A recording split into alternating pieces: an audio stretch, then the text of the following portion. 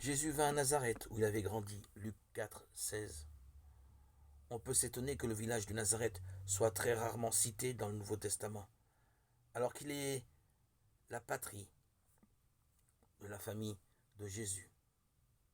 On sait seulement que cette bien modeste bourgade de Galilée partageait la mauvaise réputation de toute la région. Que peut-il sortir de bon de Nazareth? Jean 1, 46, demandait-on de très bonne foi. Il faut dire que les Galiléens étaient soupçonnés d'être des Juifs moins fervents que leurs compatriotes de Judée. Après l'effusion de l'Esprit Saint à la Pentecôte, les autorités de Jérusalem donnèrent aux disciples de Jésus le nom de Nazoréens dans leur esprit.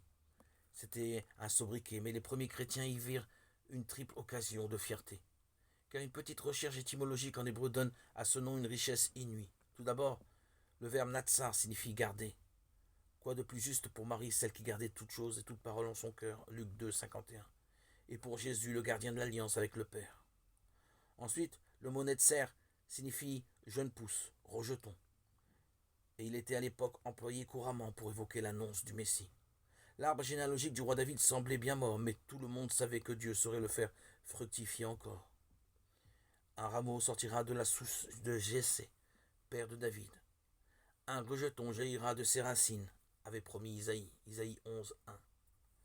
Et il ne faisait aucun doute pour les disciples de Jésus qu'il s'agissait de lui justement. Enfin, le mot nazir désignait un homme consacré à Dieu.